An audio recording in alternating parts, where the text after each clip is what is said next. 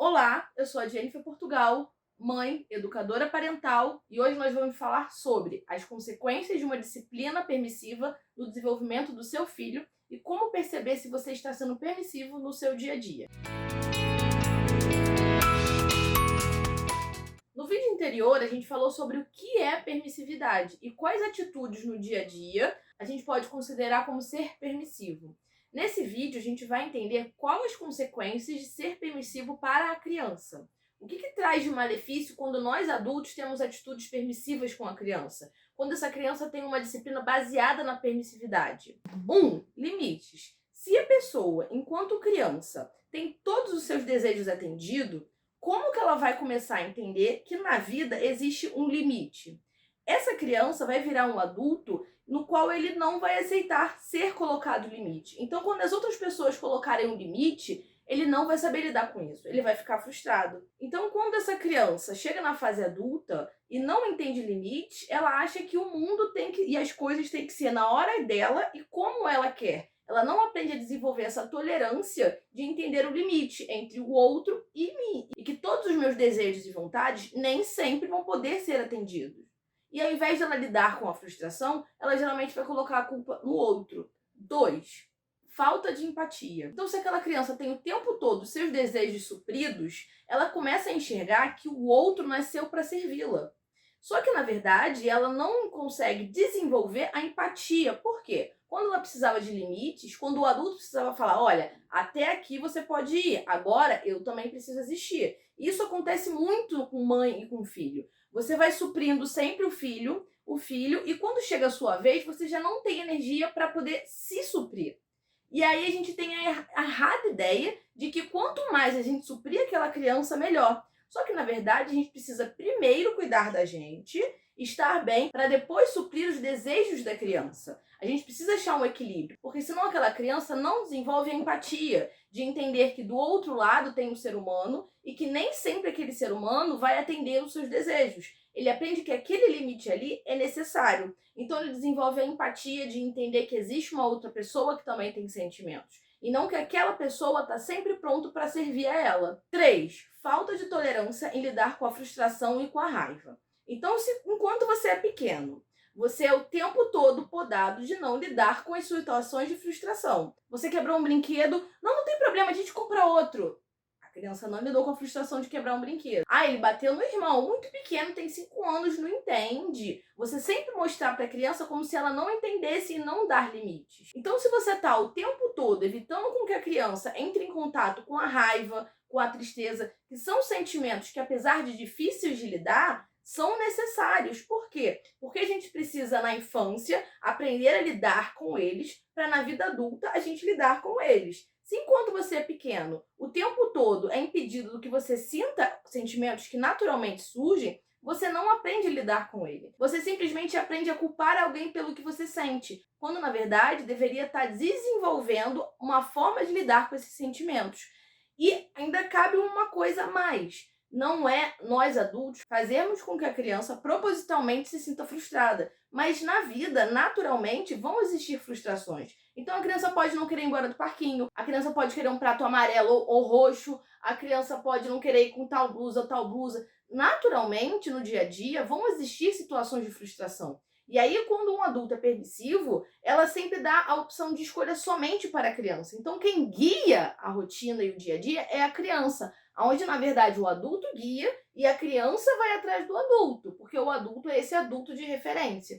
Então, quando a gente deixa essa criança sentir raiva, sentir tristeza, sentir frustração, é uma forma da gente desenvolver a educação emocional, ajudando ela a lidar com esses sentimentos. E não arrumar desculpas para quando ela sentir esse sentimento, colocar em outras pessoas. 4. Falta de habilidades em lidar com conflitos. Se aquela criança foi ensinado que ela pode tudo, que ela sempre está certa e de que ela não precisa lidar com sentimentos, entre aspas, ruins, aquela criança vai crescer e ser um adulto que realmente não sabe ser contrariado. Então, se uma outra pessoa vier dar limites, ele não vai conseguir lidar com aquilo ali. Então, quando ele é confrontado, quando uma pessoa vem conversar com ele, ou então falar que não gostou de algo, é uma pessoa que vai ter muita raiva, uma pessoa que vai ficar muito revoltada porque está sendo contrariado. Por quê? Porque ele se acha um adulto como o centro do mundo. Porque se enquanto pequeno todos os desejos, as ordens e o que ele queria era sempre atendido, quando adulto ele não vai conseguir ter uma relação de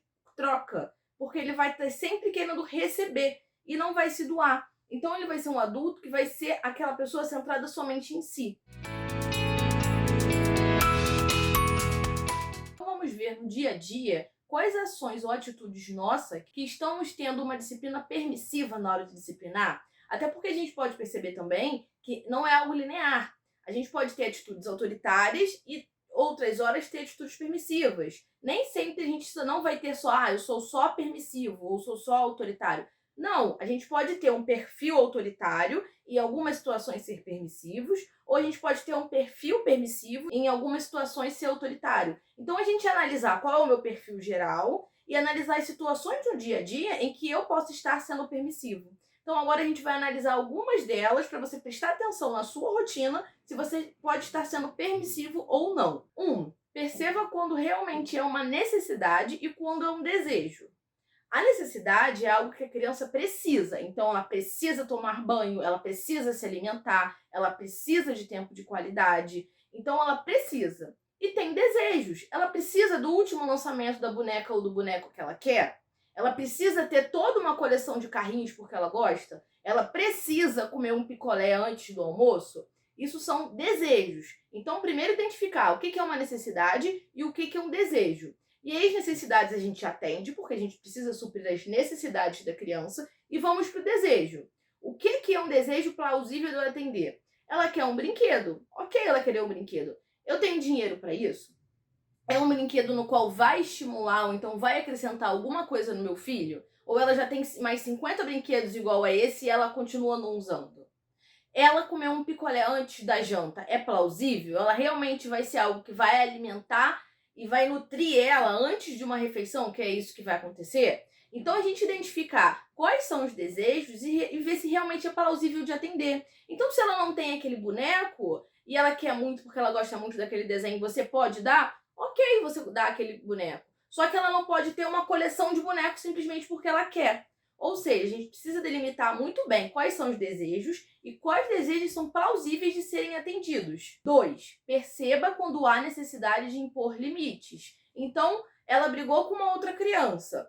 Você não vai falar nada? Você não vai corrigir a ação? Então, quando tem comportamentos que não são aceitáveis, bater, jogar alguma coisa no chão, isso lógico que depende da idade. Se for uma criança que ainda não entende, é um outro assunto. Mas uma criança que já consegue compreender um diálogo, é a gente não tirar a ação daquela criança. É a gente guiar aquela ação para que ela entenda do porquê que ele errou e como pode fazer diferente. Isso é colocar limites em comportamentos que precisam de limites. Então, identifique quais comportamentos precisam serem colocados limites e faça. 3. Seja firme sem ser grosseiro ou autoritário. Então, vamos lá.